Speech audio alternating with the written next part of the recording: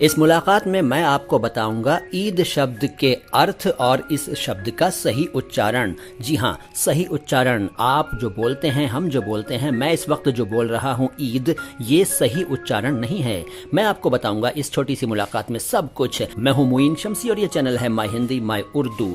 ईद, देखिए ये शब्द ईद जो है इसको हम आमतौर पर ईद कह लेते हैं, लेकिन असल में ये ईद नहीं, ये है ईद। ईद, देखिए मैं गीद नहीं कह रहा हूँ, यह है ईद।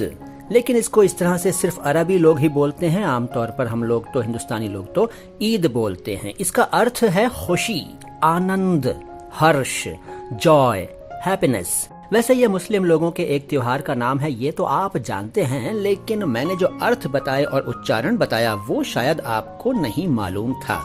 था क्या? था या नहीं था? कमेंट बॉक्स में लिखकर मुझे जरूर बताइए। और अगर आप मुझे YouTube पर सुन रहे हैं तो मेरे इस चैनल को सब्सक्राइब कीजिए, लाइक कर लीजिए इस वीडियो को। और अगर आप Facebook पर मुझे सुन रहे हैं तो हमें फॉलो कीजिए। खबरी या किसी और प्लेटफॉर्म पर अगर आप मुझे सुन रहे हैं तो भी मेरे साथ हो जाइए। आता हूँ बहुत जल्द लेकर आपके लिए कोई और बढ़िया सी जानकारी। सलाम हिंदुस्तान।